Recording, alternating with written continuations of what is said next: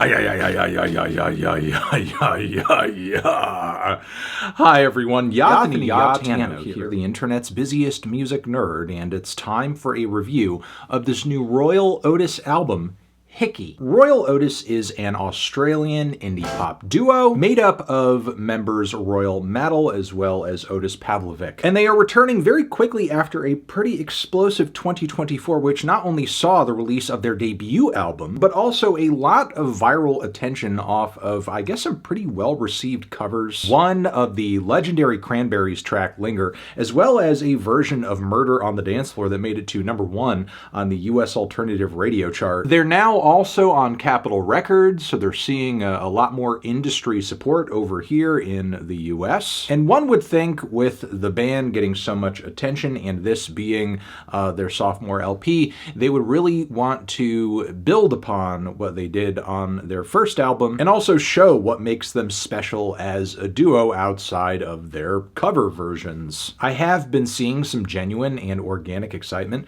for this record. Plus, I mean, also cool to see a band legitimately bringing an indie pop sound to the forefront in a way. But when I dug into this album, let me say, I was actually deeply shocked at just how vapid, substanceless, toothless, soulless it all is. Every single track on this 13-song album. Like, it actually hurts. It actually is painful to listen to this record knowing full well the lineage of indie pop and alternative artists, that it's very bland and uninspired sounds unabashedly rip off, and just see Royel Otis not only get away with it, but just make no effort whatsoever, zero effort to alter it, take artistic liberties, get creative, just do something. Like, I'm sorry, if you've heard The Cure,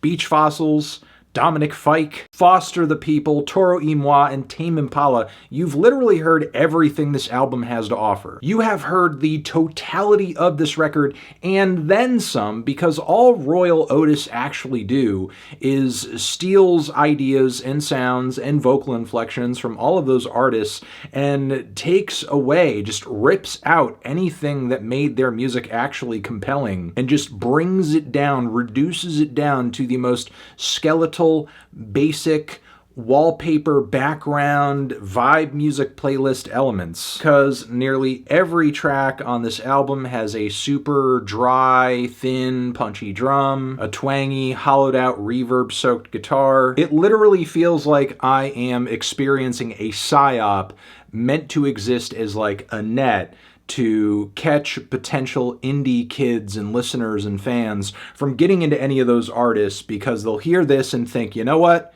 This is just enough. Like, the efforts sometimes to rip these artists off are so blatant, my jaw is open. Like on the track from this thing that sounds so much like Foster the People, She's Got a Gun, the duo couldn't even refrain from making a song that, is obviously inspired by Pumped Up Kicks and references a gun in the lyrics. Yeah, I mean, I'm sorry for not talking about the music itself more, but believe me when I say there's like little to nothing to talk about. Like, every single guitar lick, every single vocal line is a nothing burger on this thing. And the more I listened to it, the more it just kind of felt like that was the point, to basically find a way to give the audience a signal of subversion or, I don't know, alternative, whatever the hell that means in 2025, but do it without actually doing anything subversive or left field or challenging artistically, or even like evoke any sort of emotion. It's downright disheartening,